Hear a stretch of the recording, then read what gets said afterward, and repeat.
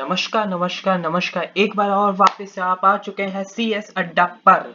हम लोग लेके आ गए हैं डायरेक्ट टैक्स का एक छोटे से चैप्टर का एक छोटा सा topic, income from other sources में से एक इंटरेस्ट एक्सपेंस का एक टॉपिक ले आए हैं, जिसमें से आपको हर अटेम्प्ट में एक क्वेश्चन 1 मार्क्स का जरूर देखने को मिलता है। तो भाई कॉन्सेप्ट है क्या?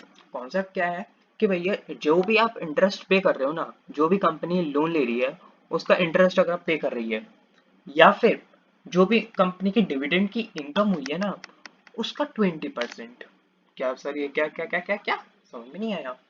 वापस, जो भी लोन आपने लिया, बैंक लोन ले लिया, क्रेडिटर से ले लिया, किसी से भी ले लिया, उस पे आप जो इंटरेस्ट पे कर रहे हो, या फिर जो भी आपकी डिविडेंड इनकम हुई है ना उसका 20%, 20%, उसमें से जो भी लोअर होगा ना उतना अमाउंट आपका एग्जेम्प्ट हो जाएगा। सर कुछ समझ में नहीं आया, प्रोविजन मजा नहीं आया, कोई बात नहीं।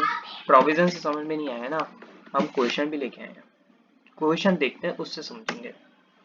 क्वेश्चन क्या है पहले बता दूं, ये PYQ क्वेश्चन है, PYQ है।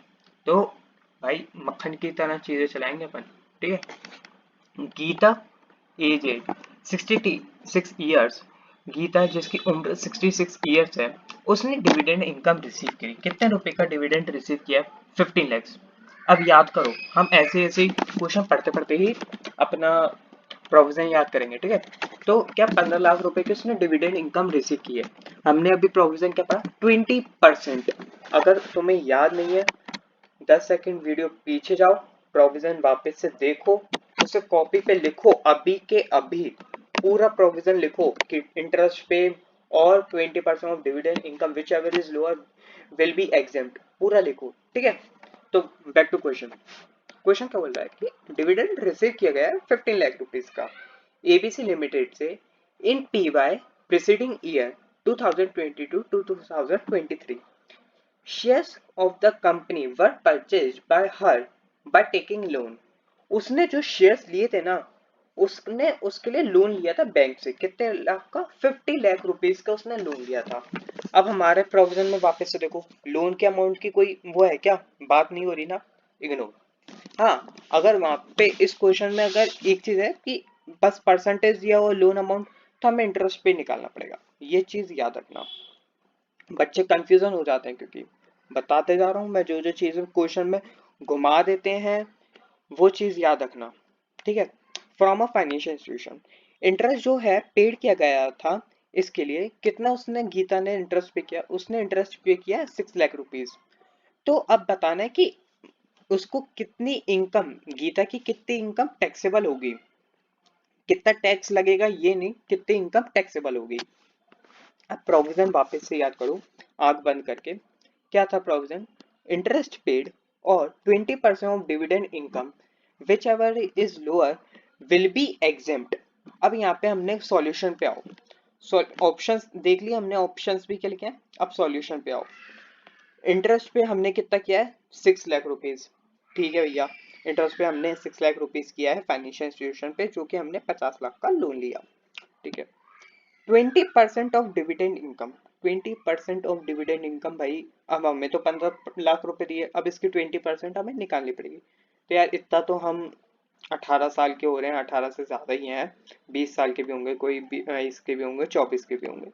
तो कैलकुलेटर पे सिंपल है, 15 लैक्स लिखो इंटू 20 और परसेंटेज का साइन दबा दो, आपका 3 लाख रुपीज आ जाएगा कैलकुलेटर पे। FMCMA में भी यही किया करो ट्रिक, डायरेक्ट परसेंटेज का दबा दिया करो। बच्चे बहुत सारे ये करते हैं कि 20 / 100 मल्टीप्लाई ना जाने का करते हैं।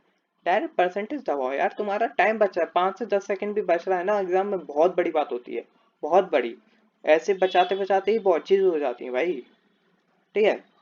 तो वापस सॉल्यूशन पे, तो इंटरेस्ट पे की इनकम कितनी आ गई? 3 लाख रुपए। डिविडेंड इनकम क्या आया?